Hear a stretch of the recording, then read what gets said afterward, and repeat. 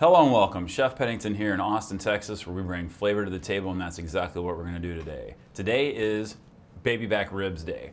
I wanted to do an experiment and cook them for 48 hours and see how they turned out. I'd done 35 hours before with short ribs, and it was fantastic. I mean, really, really good. I love doing barbecue competitions.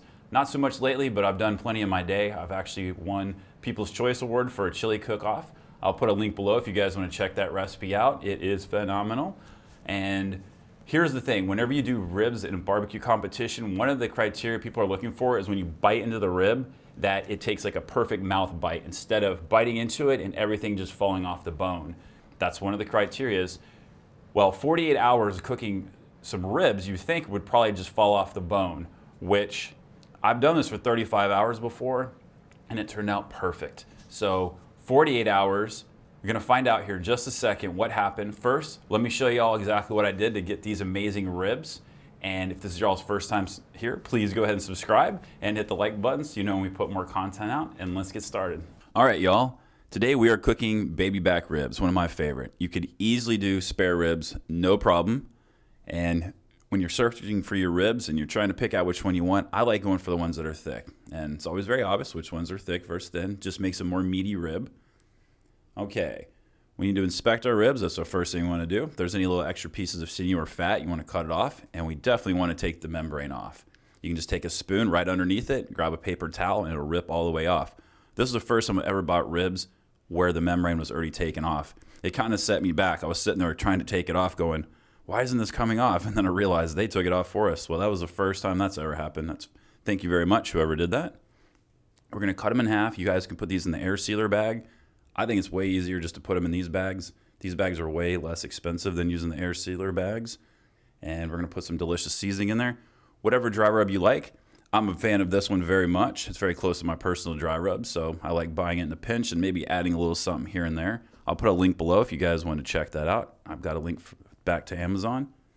And we're not going to try to use a whole lot of seasoning, just enough that we're going to let the ribs be happy while they're cooking. Throw in a little bit of soy sauce. It brings umami to the table. It's just a really nice, pleasant flavor profile. These ribs are going to taste like the ribs. They're not going to taste like the seasoning nearly as much as they could if we were putting a ton of seasoning on them and putting them on the pit. Easiest way ever to get the air out. Just drop it right in, and the air wants to force its way out. And that's why I like these bags so much. You just seal it up and you're good. Very much put the ribs at one end away from your immersion circulator. We're going to start off at 140 degrees. And we're going to go 8 hours at 140 degrees.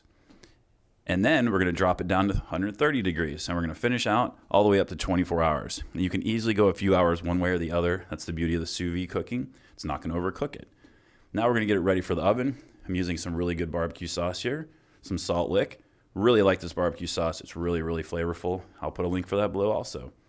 These ribs already look really, really great, but we're going to go ahead and stick them into the oven, and we're going to give them a little bit of texture and caramelization, which is going to take them over the top. Now let's check them out and see how they turned out.